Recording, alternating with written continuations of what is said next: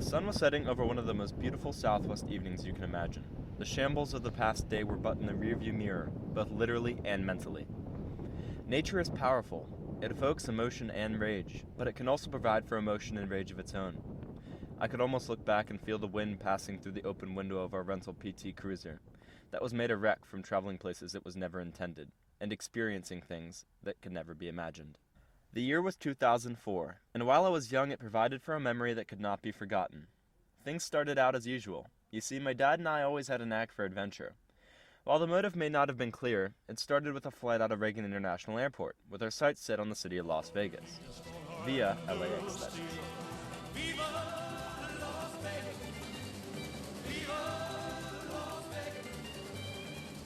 We landed in Los Angeles with high hopes of a grand time and high expectations.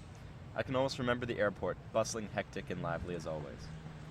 After a brief wait at the car rental kiosk, keys were in hand, and the compass turned directly towards the northeast, with the pin set on Nevada.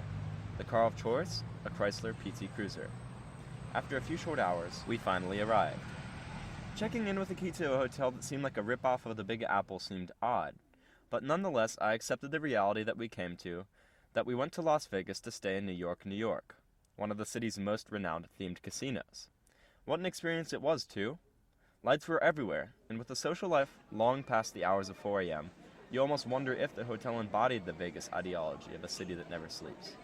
But I, on the contrary, was one of very few souls that was in bed by nightfall. After a night's rest, we received a call. It was my dad's fiancée, calling for us from a payphone. "Where are you?" she asked. "Why?" answered my dad. "Well, I just landed in Vegas. I thought I'd surprise you." And what a surprise it was. Sometimes there's just no saying what you will wake up to one day.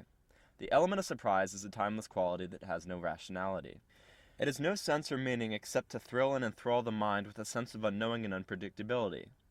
Perhaps many things can be attributed to it, but for one, adventure embodies such a key concept. The reason we all came to the Sunday skies of Nevada in the first place. Not to win money in flashy casinos, but rather being able to walk the streets and drive the desert. The open road and fresh air was greater than what winning any amount of money could compare to. And so, using what 2004 technology we had, we saw it. Our destiny in but one of the 7 natural wonders of the world, the Grand Canyon. We had to do it. What other chance would we get? Expecting the unexpected is a bit of a funny thing, a paradox of a phrase that could explain so much of the things we do in life. Never did I think that this tangent to our trip was even in the realm of possibility. But it was. Were we ready for it? Well, we sure thought we were. Until we looked up the trip times. 6 hours round trip was a hefty ordeal for a day trip. There had to be some way around it. And there was. Simply go through an Indian reservation. It said Grand Canyon access after all, plus the trip times were far less. And so ideas set to words, and words set to stone, which set to the treads of a rental PC Cruiser crossing state lines once again, with its headlights towards the roads of the skies you cannot describe in words. 2 hours of scenery seemed like it made the trip only but 2 minutes. We rolled up to a shabby old shack. Inside, the smell of spices were rich and tacky souvenirs were plentiful. My dad and I approached the cashier, who was most definitely of Native American descent. He asked us, "You getting tickets for the canyon?" Vehemently we agreed, but little did we know he would also utter the words, "Okay, $100, please." Shocked, we had no choice but to agree and take our ticket. "Take the ticket to the man down the road. He's in a jeep at the canyon." So, without hesitation, we made our way down the road, only to see a jeep trekking at full speed in the other direction. It was the ticket man for sure. It had to be, right? Well, it was. Weird.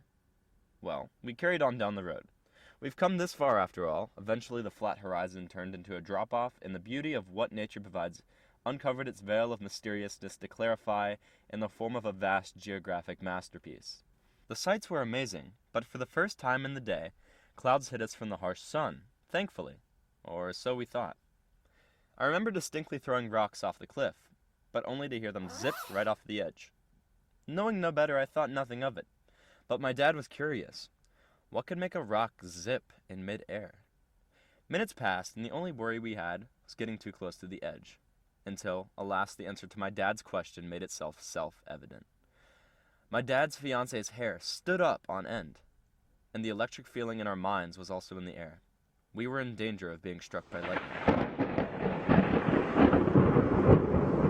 Understanding the risk, we scurried across the dry ground as the first raindrops fell from the sky. Worried, we drove off as fast as a PT Cruiser can travel down a desert road that was abandoned, but certainly alive and at the mercy of changing weather. Rain turned into a downpour, and visibility out of the front window was almost zero. The car was trudging to its maximum capability, but the dry desert ground does not hold water well. Soon, the puddles we were driving through turned into creeks, and the creeks into small rivers.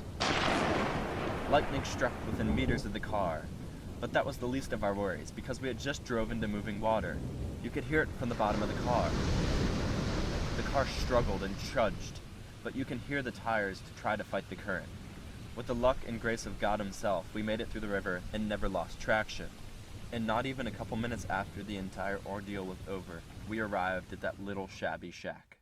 And let me tell you, never have I been happier to see a loose construction of wooden nails. The trip home was quiet, but nature was not. Everything appeared as if the day before never happened.